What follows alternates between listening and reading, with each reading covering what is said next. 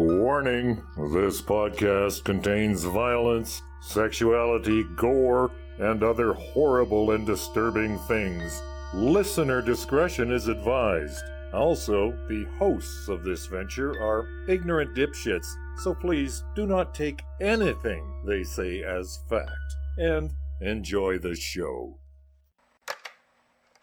Now, are you sitting comfortably? Good. Then we'll begin. Today we had 15 homicides and 63 violent crimes, as if that's the way it's supposed to be. The atoms in your left hand probably came from a different star than your right hand. It is our basic human right to be fuck up. A second plane now has crashed into the other tower of the World Trade Center. Putting chemicals in the water that turn the friggin' frogs gay. The defendant shall be incarcerated for the rest of her natural life with no possibility of parole. You are not machines. You are not cattle. You are men. We were somewhere around Barstow, on the edge of the desert, when the drugs began to take hold.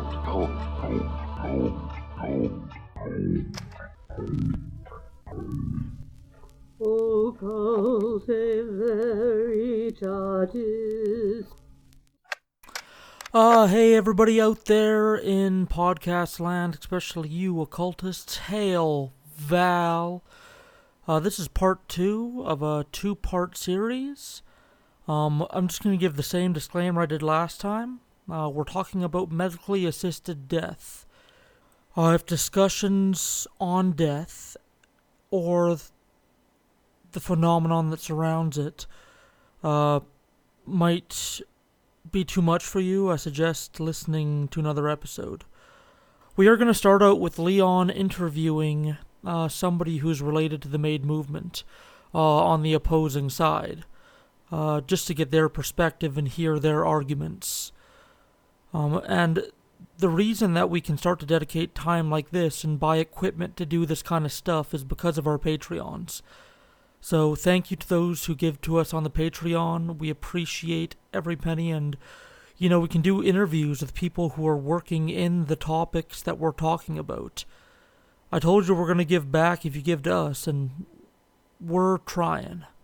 Enjoy. There was a gentleman I interviewed after Steph Laramie called Alex Schadenberg, and he's the executive director of the Euthanasia Prevention Coalition of Canada. Oh. So they're the anti-MAID lobby, and it angered me interviewing him because he sounded smart.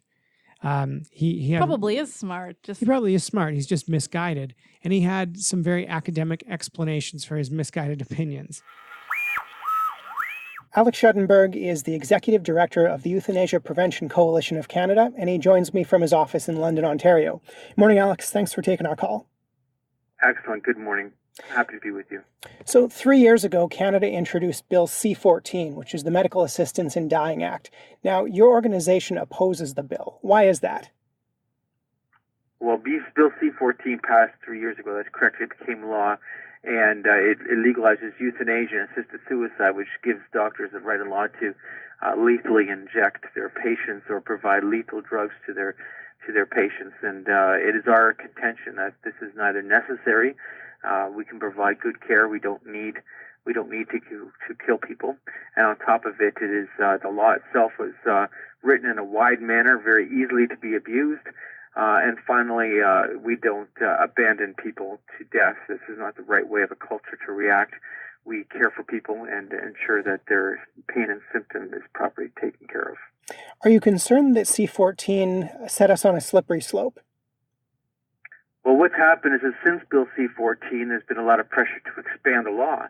So since then, Canada is now debating euthanasia for children because in C-14, they limited it to people 18 years old and older, so you have to be an adult.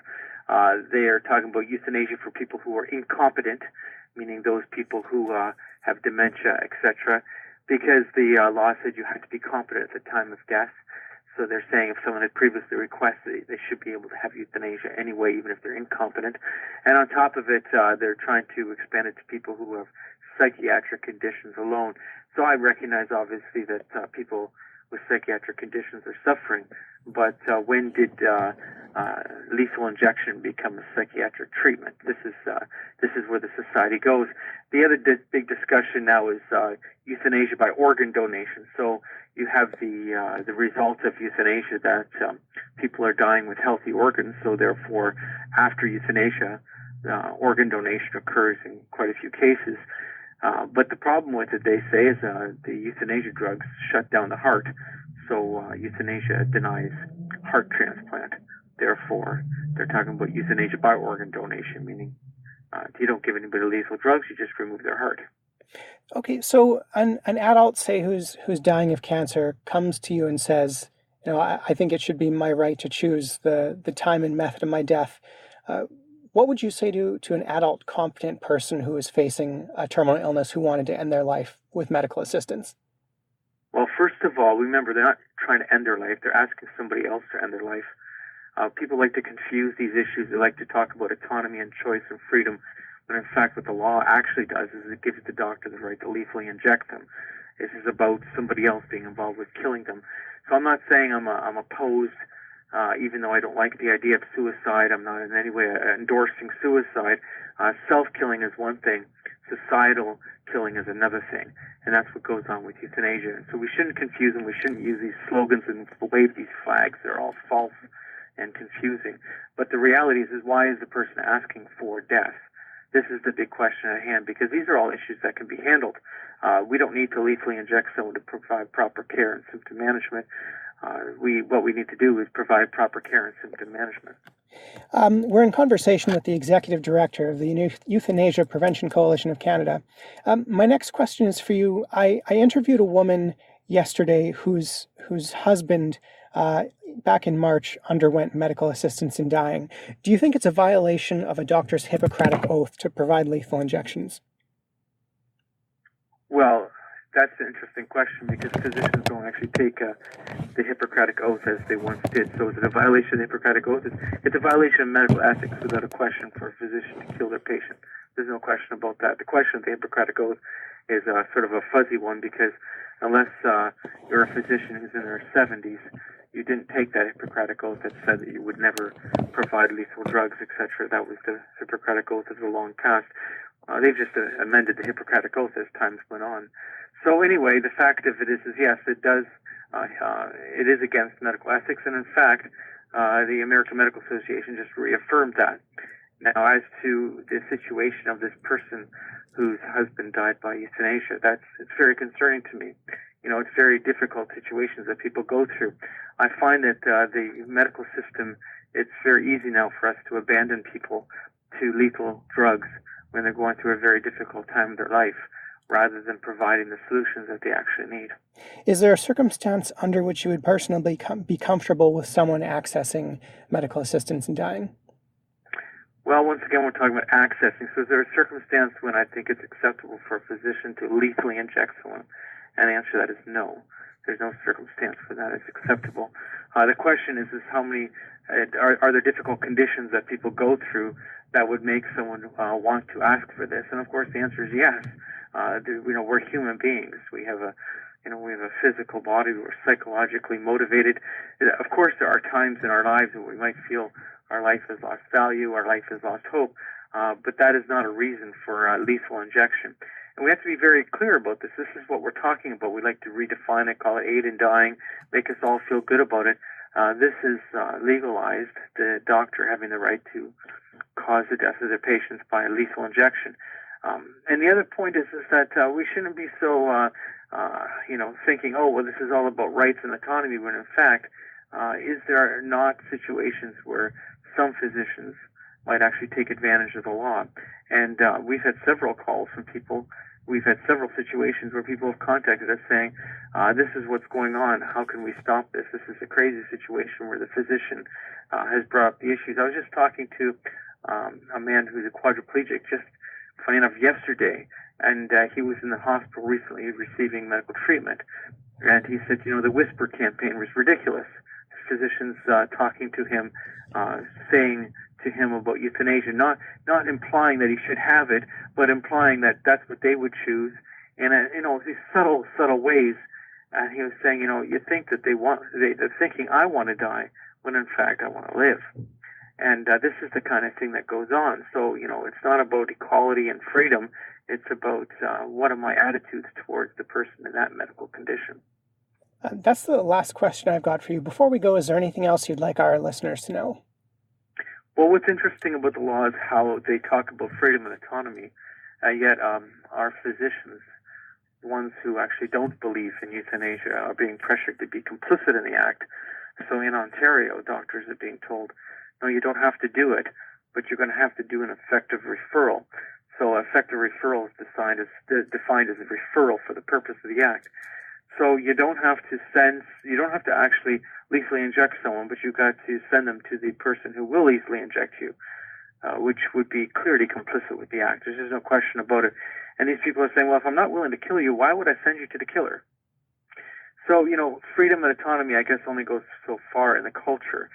These are just, sort of flags we wave to make us feel comfortable with the concept of euthanasia and assisted suicide, whereas in reality, what we've done is we've changed our physicians completely. And we shouldn't be under some illusion that every single physician or every single nurse practitioner has my best, is actually concerned about what's best for me. A lot of people are influenced by their own personal philosophies of life. And this is the difficulty here also. What's sold as choice and autonomy is often not at all. It's often a feeling that there is no other choice for me. It's often a feeling of this is what's being said to me.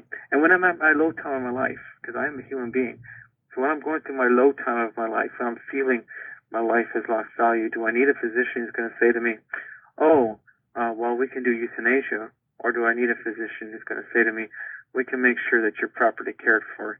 You don't have to lose hope. We can care for you. I'd rather have the physicians willing to care for me, and I think society would be far better that way. Do you want to go back to a time where there was no Bill C-14? Well, obviously, we'd have to go further than that because there's also the Carter decision in Canada that led to Bill C-14. C-14 is a response of the Supreme Court of Canada striking down the old law. C-14 could have been written in a very different manner, but in fact, the Supreme Court of Canada made the big mistake in legalizing euthanasia and assisted suicide, and the language in the decision was very circumspect, to be saying it simple. But the fact is that the law itself is so poorly defined. In fact, it lacks definition. It's almost ridiculous. It says, my natural death must be reasonably foreseeable, and that's how it defines terminal illness. Nothing personal, but all of our natural deaths are reasonably foreseeable. So what does it actually mean? And of course, all these things then become defined over time. It says that there's a 10-day waiting period unless the doctor waives the 10-day waiting period. So what's the point of all these things?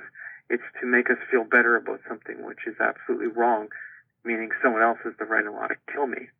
And I'm supposed to trust, I'm supposed to feel safe in a culture when I'm asking for death because I have lost so much hope in my life, because I'm going through such deep, how would you say, existential angst or depression, that in fact now I have a situation where in that low time someone can actually kill me. This is a really ridiculous situation, and I don't know why people can't see how the concept of giving somebody else the right and law to kill you is just full of problems, and yet we want to celebrate something which is absolutely saddened. And I would say, to me, it's an abandonment of people in their time of need. Alex Schadenberg is Executive Director of the Euthanasia Prevention Coalition of Canada, and we found him this morning in London, Ontario. Thanks for taking our call. Thank you very much. Bye. Bye.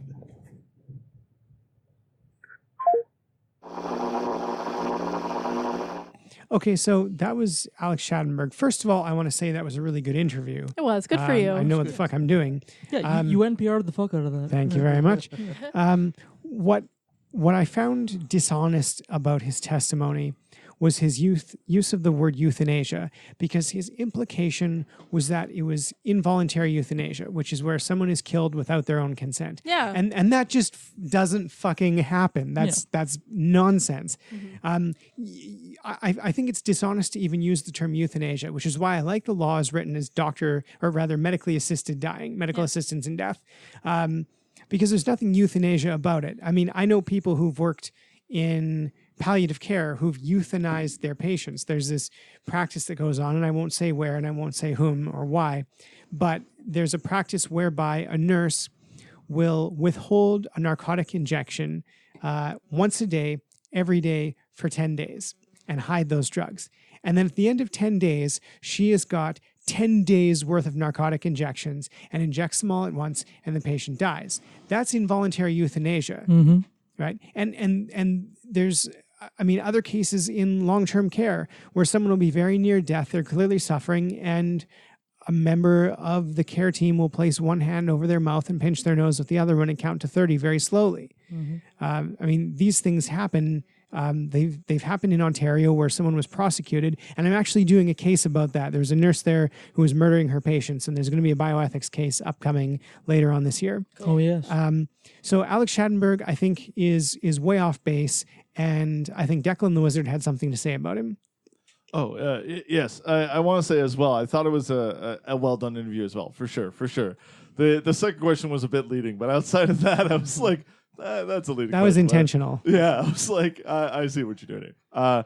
But yeah, so there is several logical flaws this gentleman exhibited. Yep. First one, Hippocratic Oath, not a real thing. Doctors don't need to take Hippocratic oaths anymore. That doesn't actually happen anymore, and it hasn't happened for thousands of years. Yeah. So I don't know. Just like window dressing. Like you can, you can if you want to. Like, I know physicians. I'm friends with, like, I went to school with people who grew up and became doctors and have their, like, MD. Like, their policies and guidelines are a bit more complicated and more nuanced than first do no harm. Yeah, exactly. And the Hippocratic Oath is not a thing anymore. That hasn't been a thing in, like, thousands of years. You can take it if you want to, not required by doctors. Right.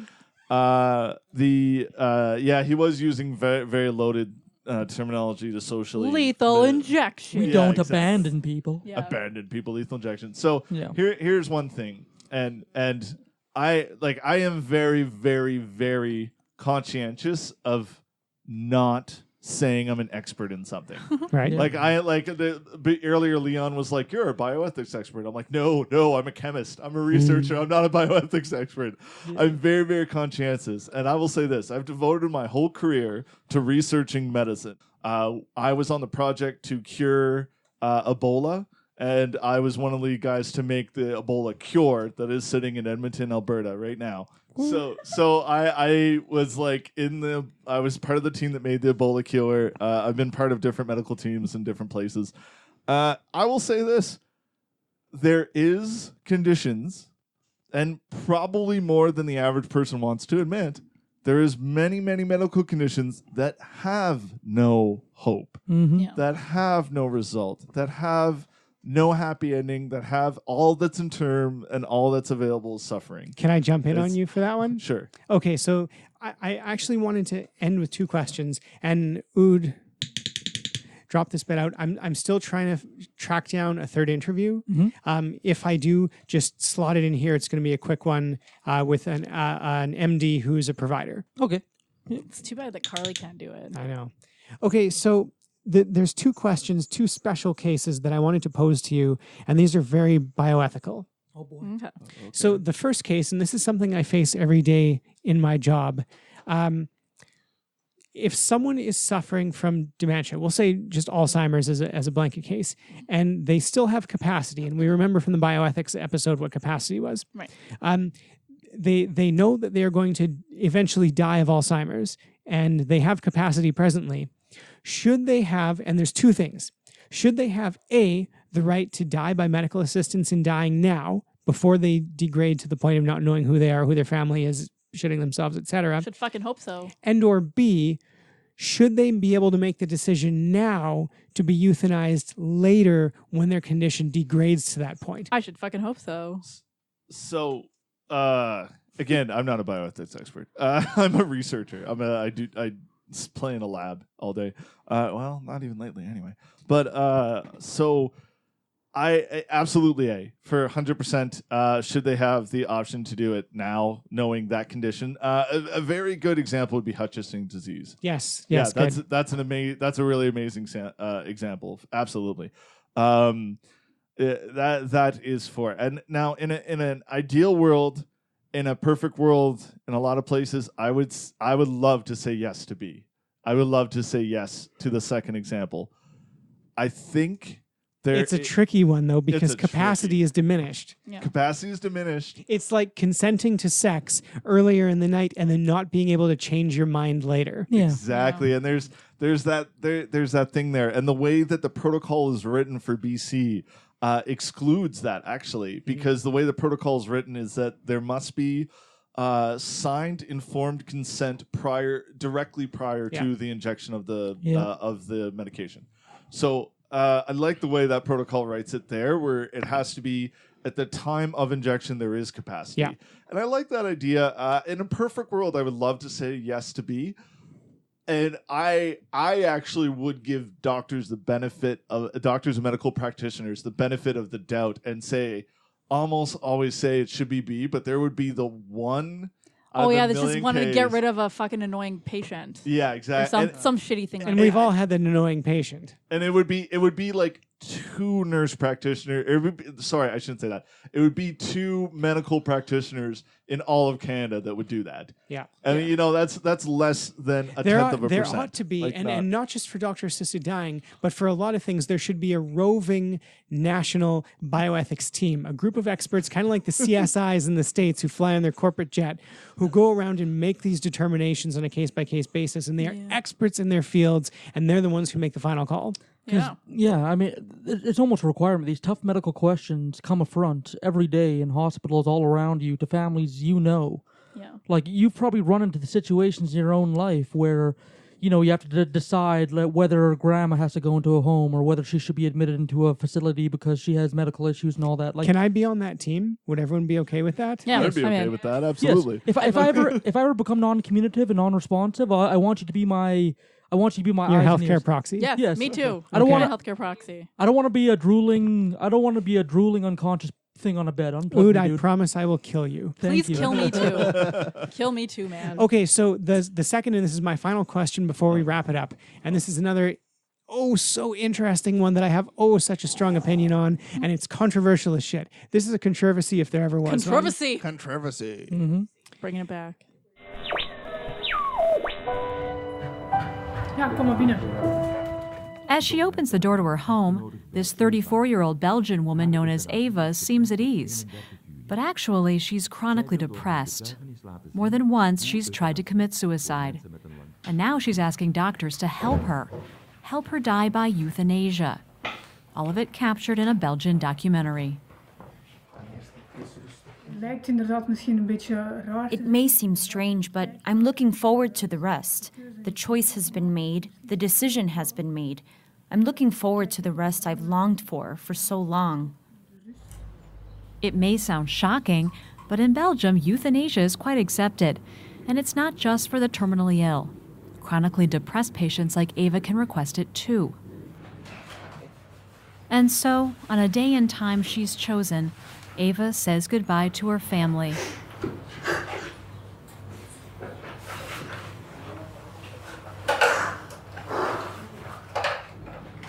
And Ava? Ava, are you ready? Yes, I am ready, doctor. And then lays down on her couch. Would you like to say something to your brother and sister-in-law? Bye. The man kneeling by her side, about to give her the lethal injection, is her doctor for the past 2 years, Dr. Mark Van Huey. Doctor, how many euthanasias have you performed yourself? More than 100. In 12 years' time, I think, yes. Dr. Van Huey is a general practitioner and president of one of the leading Right to Die organizations in Belgium. He's helped shape the country's policy towards euthanasia, which can be requested by patients who meet 2 basic conditions. They're experiencing constant and unbearable suffering, either mental or physical, and their condition is incurable. And then patients must put their request in writing.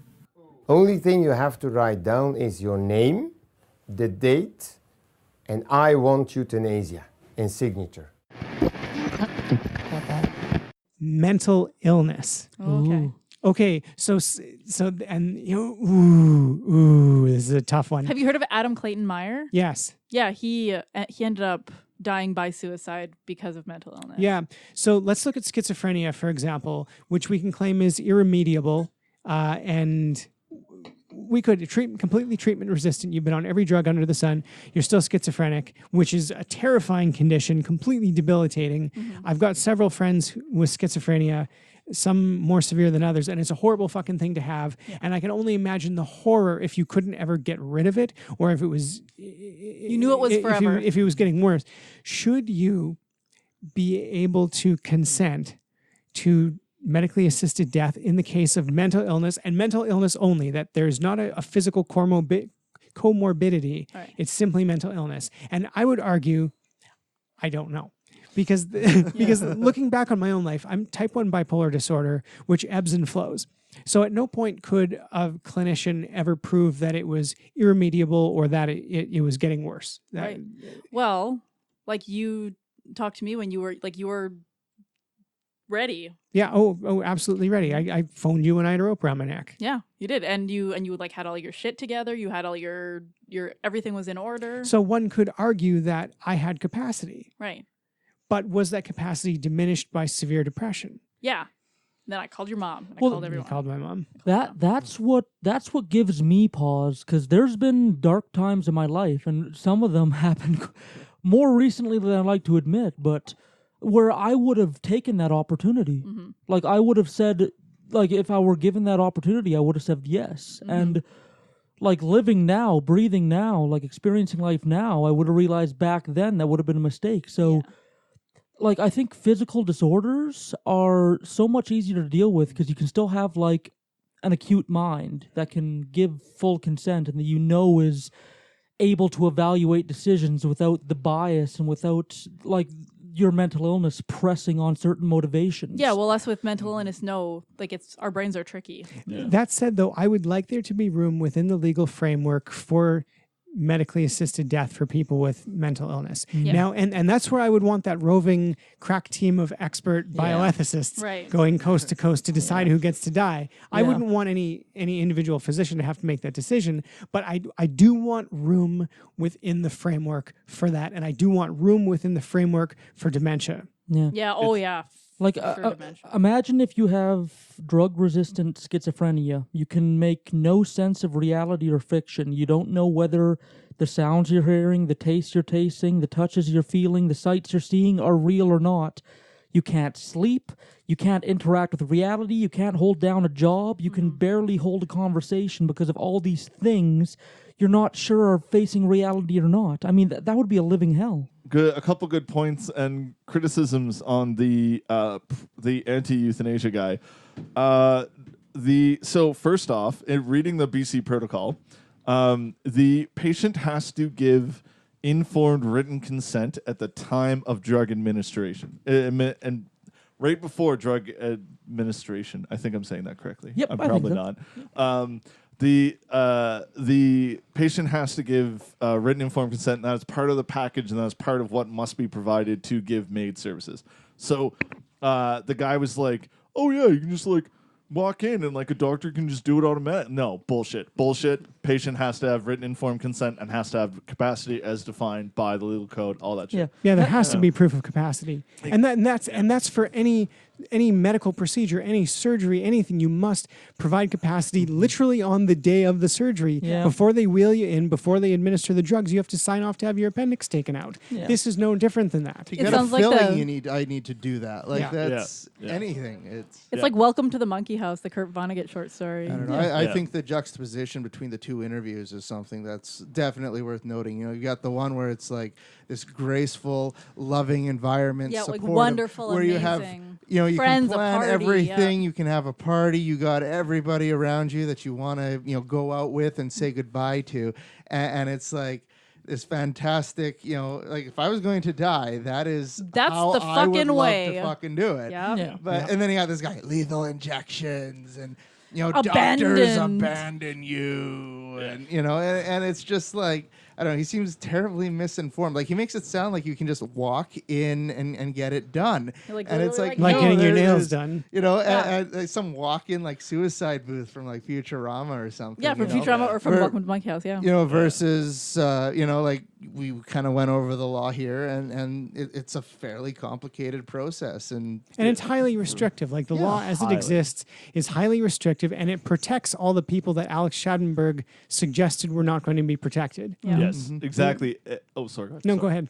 I was going to say that another big part that Alex seems to magically not know, even though he's a lobbyist against this, the protocol that is dictated, the BC protocol that I read, there is specifically a section that says if the patient at any time wants to reverse it, the doctor must, and the doctor and the pharmacist and like all the legalese for there is there. The pharmacist and the doctor, or health practitioner. It doesn't specify doctor because there's also nurse possibility here. The qualified health person or whatever, they must have a naloxone kit present during the time. So after the first drug is given that induces coma, if the patient decides, I don't want to go through this, they can administer naloxone and bail out. And bail out. So, like, the way that that Alice guy was framing and phrasing it was absolutely not what the protocol states. He made it sound like people were being tricked into this. Yeah, exactly. that's what There's so many safeguards, not only in the laws that Leon Filger excellently orated and explained, also in the protocol in the BC, there's specific steps in there to prevent that. You know, it's like, okay, patient, do you want to suffer or would you like happy death? Yeah. You know? Yeah. And it's like... That's definitely what he made it sound like. I thought it was wild. I don't know how you try to sell it to your patients. You know, they got like death quotas or something. Yeah. Death panels. You get your death panel. You know, that's where they come from, I guess. And for what it's worth, and I don't know how much this is worth to the listener, to anyone out there, for what it's worth, as an individual who has dedicated their career to medical research, as an individual who knows doctors and everything like that, the whole point of the whole system, at least from the practitioner or the people doing it side, the whole point of the system is to prevent suffering. Right. Yep. And I don't know where this guy, Alice, gets this idea that every doctor's out there to murder all their patients. He almost made it sound like there was financial incentive to murder people. That's like the opposite. Like Britain is the exact opposite, actually. There's financial incentives for doctors in Britain that if they get their patients to quit smoking, they get a bonus. If they get their patients, like there's all these financial incentives in another part of the world. Canada doesn't have that. That's clever. But it's really interesting stuff. I was like, oh, that's cool. But yeah, anyway, this Alice guy's way off base. Anyway. I think so. Maybe he means well. I mean, and I just like I wish don't know. I wish I had asked him, and I wish I hadn't. I'm glad I didn't ask him if he was religiously motivated, because I bet that fucker's a Catholic. Yeah. Oh, probably. Like, That what would have been a what great are question, I think. Do we know what his like qualifications are? Like, is he just like me, like a collector he's of just a dude, I bachelor's think. degrees? Yeah. Or? Hold on, I'll Google him and let's see what we can find. The thing with lobby groups is you need, just like politicians, you need zero qualifications. Right. There is absolutely zero. What was the last name? Alex Schadenberg. SCHADENBERG. what people seem to forget is death is never pretty. Like the people who are anti. I would disagree with you. I've seen death that's beautiful. Yeah. Well, let me expand. Like the people who argue against MAID, they seem to romanticize this like The suffering. the slow withering until death. It comes off very Mother Teresa-esque. It does. Also, fuck yeah. her. Fuck her. Ugh. And like I personally seen my great grandma like go from somebody I knew and recognized and degrade into somebody I didn't. Like before her death, I didn't get to witness her death because of course it was a slow, gradual process, and you can only wait around for so long. And she was just suffering and writhing, and she didn't know what was going on. And like the last time I talked to her, she was talking about where her horses had went. And when I talked to some of her family, when she was a little girl, she had horses, and apparently the fence broke and a bunch of them got away, and she reverted to a 14-year-old mind, like as her brain was shutting down. First in, last out. Yeah. How sad is that? Yeah. Don't want that to happen. I want to die while I'm still cool. Yeah, like, can you imagine if she died and like she was herself and all her family was around her and everyone, like, you could feel like the warmth of the room and all of your loved ones were there. And She thought like, she thought I was her husband. Like, that's how delirious she was. Yeah, and I would not want to die like confused and scared and sad. Oh, she was terrified. She didn't know what was going on. He looks like every conservative commenter you've ever seen on the internet. Like, he's got that look, right? You agree? Absolutely, absolutely. That's exactly what he looks like. That's not what I expected him to look like. I thought he was more handsome than Google that. his face, and yeah, I don't know. There's a red. Okay, what is he though? I'm looking here, and all I can find is the Catholic Register has an article on him. Okay. I don't know necessarily if that makes him Catholic. Here. Maybe they're just, the enemy of my enemy is my friend or something. I don't know. Richard Bigley. So I just found, because I was scrolling through this. So he is registered and works with the Catholic School Board of Ontario. There we go. There you have it. Yeah. He works with the school board. That means he's talking to children. Yeah. Children and young adults. Impressionable children. That's a terrifying thing. Very. Well, anything religious is terrifying when you mix children into it. One of these times we're going to do a sex ed episode, and we're going to bring somebody in here who can teach sex ed. And I'm going to tell the story of like the sex ed I got in Catholic school. I used to work at Planned Parenthood. Oh. We put together a how to talk to your kids about sex course where parents would come in and we would talk to them how to talk to kids. And it was like Planned Parenthood, so of course it's pro-choice and it's very, secular in origin, and it's very scientific, and this is what it's called. This is how it works. This is, I should like go through all my old books and stuff and see if I can find it, and then we could make that a Richard Bigley episode. Fuck yeah, dude! Because I basically want to provide sex ed to all the people who went through shitty religious schools like I did, and like if they don't know it already, I wish to interject though. The course material was written around 2001-ish. So some of the terms, some of the dialogue, the discussion, etc. In the book may have changed in the last 20 years or so. But I mean, the well-meaning intent of secular, sex-positive, of course, education was there, and given that it is Planned Parenthood, I'm sure it's probably still fairly kosher by today's standards still. But dealing with something as personal and evolving as sexuality, and like I'm sure there might be some language that needs to be updated. But they don't call themselves Planned Parenthood anymore. It's like, what was it? Saskatoon Sexual Health. There we go. Yeah, Saskatoon Sexual Health is there what we they go. call it. I guess they want to ditch the Planned Parenthood label because too many crazies were calling them. And, abortion, this. It's like, well, we don't actually provide abortions. I bet we could get one of their health nurses on the show. Yeah. Oh, I'm sure we could. Oh, that's no problem. Oh, fuck, man. Alrighty. The Euthanasia Prevention Coalition website is a fucking adventure. Is it like green text on yellow background? No, like the website. With the blink tag, the old website is Netscape saying. blink tag. Oh, no. But like, assisted suicide is counseling, abetting, or an act of aiding someone to kill himself or herself. But it's not. The law has already said that it's not. The present law in Canada does not distinguish between euthanasia, assisted suicide, and other forms of murder. Yes, it fucking does. Yes, it specifically fucking does. You're wrong. Things that never I've happened read for the 600 law. Alex. That is what it is. Yeah. Well, that's what Alex thinks.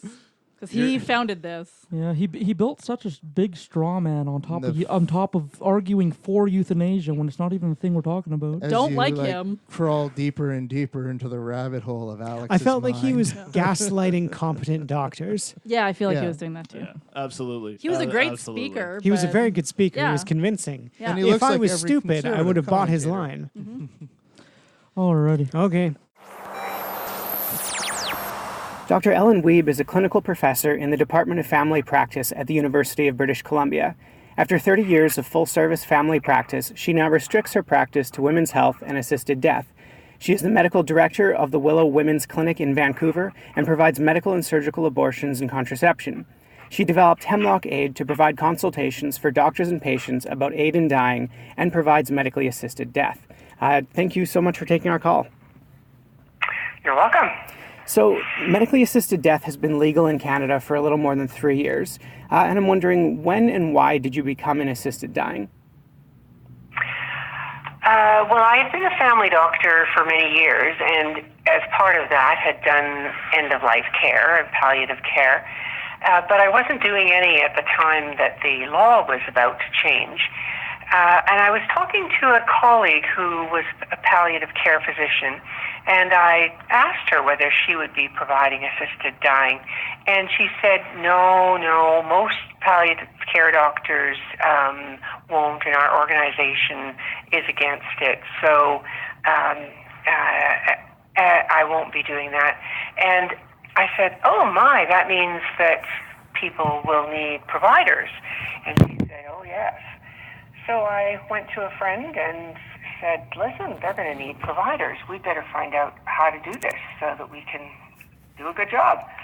And so we went to the Netherlands, my friend and I, and learned what we could learn so that we were ready when the law changed. What were some of the barriers you faced, I guess, professionally and personally, as you entered the field of assisted dying? Oh, first were just logistic things. Our first case, there were problems with getting medication because the College of Pharmacists wasn't on side, and we couldn't get a nurse to assist us because the College of Nursing wasn't on side, and we had to make up our own forms, consent forms, and so on, because there were no official ones. But that's all changed. We have now we have lots of support. We have a coordinating office at every health authority, but in Vancouver, that helps us. We've got trained nurses. We have pre-printed forms, pre-printed prescriptions to give the pharmacists who put up kits. It's all the processes have all been made much easier and better. So I had the pleasure, and I use that term with some irony, of interviewing a man by the name of Alex Schadenberg, who is the executive director of the Euthanasia Prevention Coalition of Canada. And he was an interesting fellow to talk to. I'll say, to begin with, our podcast is definitely on the pro-MAID side. We had wanted to do this episode for a while, and I took the reins. I've been a care aide for the past 7 years, and I spent the first 6 months of my career working in palliative care. And I left palliative because it was too depressing. And it wasn't depressing because all the patients were dying, but it was depressing because most of them were suffering. And in consultation with many of them, I would estimate that as many as 50% of the patients in palliative care in Saskatoon would have chosen to access medically assisted dying had it been available at the time. So I had spoken to this fellow, and he had suggested that doctors such as yourself were leaving their patients to die. That was sort of the word and the intonation he used, that MAID is a lazy way out. What do you have to say about that? Well, good palliative care is patient-centered. You have a discussion with the patient about what their goals are, what they want, how they see a good death, what they want to do before they die, whether there's, something that they might want to do as a legacy for their loved ones. These are the kinds of conversations one has at end of life. And now they have another option, and it is so wonderful. It's made such a difference. For example, when my friend a year ago was given a diagnosis of metastatic cancer, one of the first things she said when she told me the diagnosis was, Ellen, I'll call you sometime when I can't stand this. And she really wanted to live, and she did the treatments that she could do, and when they didn't work, she did call me, and I assisted her death. And what I can say is that it gave her comfort from the very beginning to know that if it ever got to be too much, then she had a way out. And I've certainly had a number of patients who didn't access MAID. I mean, they came and got the paperwork done and had everything in order, and they said that gave them so much relief to know that it was an option, which they didn't need because they weren't suffering. I mean, they had good palliative care and they were okay. Others, like when my friend decided that enough was enough, the pain had not been well controlled. It was very, very complex. But that wasn't the issue. The issue was that her next stop was hospice, and she didn't want to leave home. And she had the choice. She could stay in her home and die there, and that's what she did. So that's what's happened, and it's really wonderful to see people exercising their choice or not. I mean, exercising the choice to have MAID or not, but because they've got the option, they just can cope with these horrible illnesses a little bit better. Well, it'd be no different than having the choice to seek an abortion. Obviously, no one's making you do it, but it's important that it exists. Exactly. So I'd like to tell you about a terrible situation we're in here in Saskatoon, where the podcast is based. We have a 12-bed palliative care unit, and it's the one that I worked in 7 years ago, but it's in a Catholic hospital. So we're in the position now where families and physicians and patients are literally having to meet in a gas station parking lot across the street from the hospital to sign MAID documents. And we had a bit of a breakthrough last year with the announcement that the health region was constructing a 15-bed hospice unit.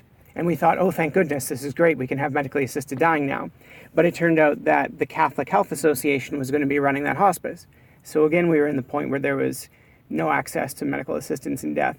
I guess, what is your opinion of the lobby in opposition to MAID? Do you think they know what they're talking about? Are they opposed to it for, I guess, the right reasons, or do you think they're completely out to lunch? I believe that Canadians have been given their true human right to have some control over their own deaths, and that nobody should interfere with someone else's right. On the other hand, it isn't exactly like abortion. I mean, I'm so glad that abortion isn't part of any law in Canada, that it is a medical procedure that requires no special paperwork or so on. And I don't think that would be the right thing for MAID. I think that the fact that I have to fill in paperwork and that I have to have a colleague agree with me is not terrible. There are some limits that there should be, but that's where people like people who are against MAID should be looking to see, do we have adequate oversight? Do we have adequate safeguards? And what are adequate safeguards? And so on. So I think there are some differences, and I'm very willing to be a part of this. There's a whole lot of the paperwork that I don't think is useful or good, and I'm quite annoyed by it. But the fact that I have to report everything is a good thing, and that I don't have to report abortions is a good thing. I mean, there is a bit of a difference there. Mm-hmm. So some critics of MAID, myself included, have suggested that it doesn't go far enough. I mean, obviously there are exceptions like people who will lose capacity, for example, folks who are facing dementia, mature minors, cases where mental health is the only problem. Do you think MAID goes far enough, and what are its weaknesses? Well, I think that part of it is unconstitutional. I'm sure that the first time a teenager goes to court and asks a court to give him or her the right to control death for themselves, that the court will give it, because it doesn't make any sense that an 18-year-old can do it but a 17-year-old can't. And so I'm pretty sure that that's not constitutional and would fall the instant there was a case. And the other issue are the ones that are before the courts now, and that has to do with the interpretation of natural death being reasonably foreseeable. I think that one's silly because all of our deaths are reasonably foreseeable. I'm quite certain I'm going to die at some point. Precisely. And so it's up, the way it is now, it's up to the individual clinician, doctor or nurse practitioner, to decide, and for the individual pair of clinicians to decide. And it puts the onus on us, and some of us are more liberal than others when it comes to interpreting. But I have refused 40 people on the basis of that clause. And every single one of them was suffering terribly. So what does that mean? Well, I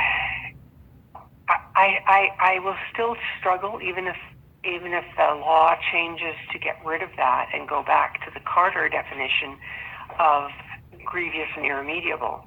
If that's all we had, if that was our criteria, grievous and irremediable, then there would be a lot more psychiatric illnesses that we could help, because, some psychiatrists believe they can cure or control these diseases, but I've seen enough people who have suffered terribly from psychiatric diseases, and they're not getting better with all that treatment. Right. So I know that I would, be able to help some of those. And the other grievous and irremediable conditions, like arthritis, and, seen some very disabled, very or strokes or quadriplegia or et cetera, et cetera. Sorry? Like stroke patients or quadriplegics who are... Well, I have been able to assist some quadriplegics. Quadriplegia is actually a fatal condition if it's not treated, and people have the right to stop treatment.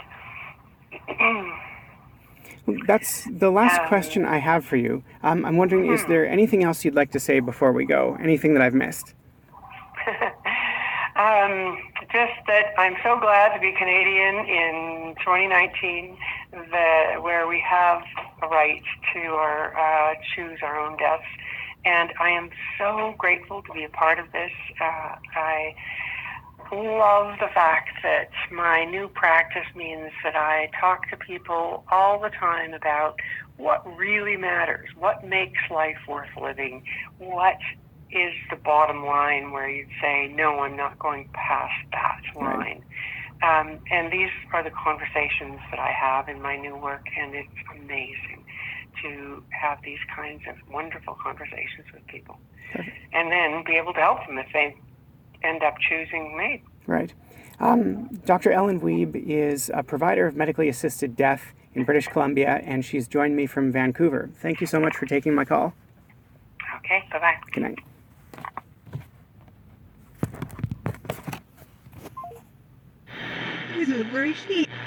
Don't fuck with dogs that have teeth. Do not do that. Or without teeth. Also, leave the toothless dogs alone. Leave them. And with that, just be nice. Yeah. Cats too. Teeth or no teeth. Just remember to love each other. Fuck those toothless dolphins though. I don't like dolphins. They'll rape ya. Yep. Take a page out of my favorite YouTube thing called Critical Role. Just everyone remember to love each other. Yep. So guys, I think that was probably my favorite episode. That was a good one. That's a solid one. I think we knocked that one out of the park. Thank you. That's good. Boom. Yeah. Okay, so listeners, I want you to hit me up, ovfeedback@gmail.com and @FilgerLeon on Twitter. Let me know what you think about this episode. Let me know what you want to have exist and not exist within the legal framework. Tell me what I did right, what I did wrong, how you like the interviews, what questions I should have asked that I didn't, and I apologize. And on that note, for Occultae Veritatis podcast, my name is Leon Filger, along with Sage Murray, Oud Gallifrey, Richard Bigley, and joining us in studio, Declan the Wizard, and Tia Thatcher. Good night. Love you. Bye. That's the conclusion of our 2-part medical assistance in dying episodes. You know, it's strange that we cover topics like this, like almost niche medical topics, but it's because not enough people do talk about them. They're always in the parentheses, and, death is a scary thing, and so is living, or being forced to live with pain, or being forced to live through torment. And not enough people have these conversations, and that's exactly why we agreed to create this show. We wanted to not only entertain, but educate, inform, break stigmas and all that. And I hope if a couple people out there had their brains ticking from this, just from listening, then I think we've accomplished what we want to do. So thank you very much. Enough of that heavy stuff. Let's go out on something light. This is the band, The Gays, and their song, Wrong Number. See you in the after show, where we're going to give the details and announce our genital cosplay contest.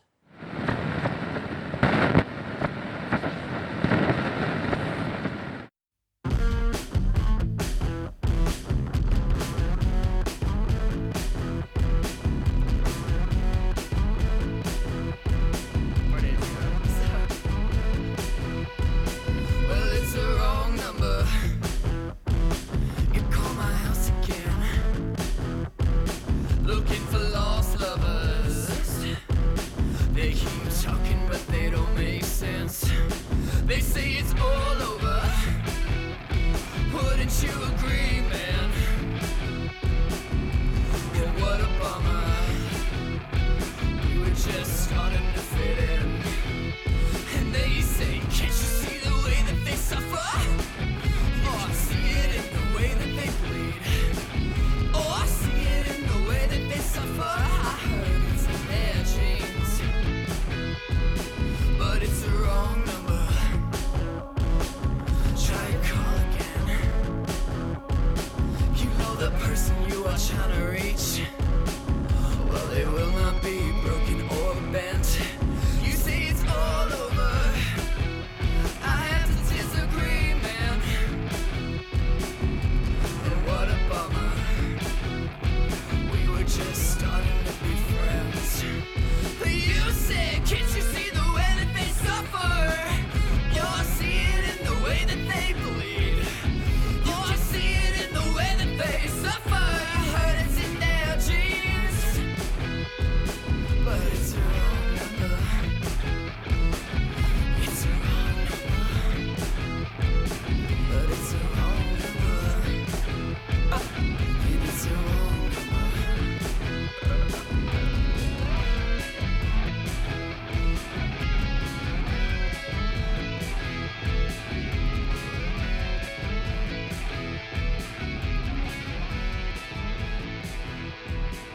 If you'd like to make a call, please hang up and try again. If you need help, hang up and then dial your operator.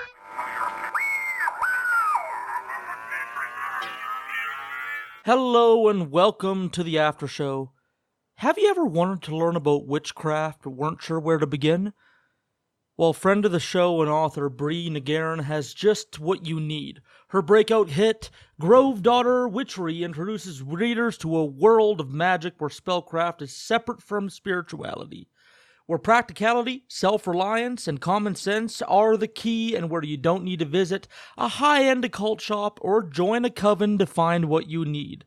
In this book, you'll discover all sorts of things, like how to write your own spells, tips for creating various charms and potions, and all the advice that Bree wishes somebody had given her when she was starting out as a new fledgling witch.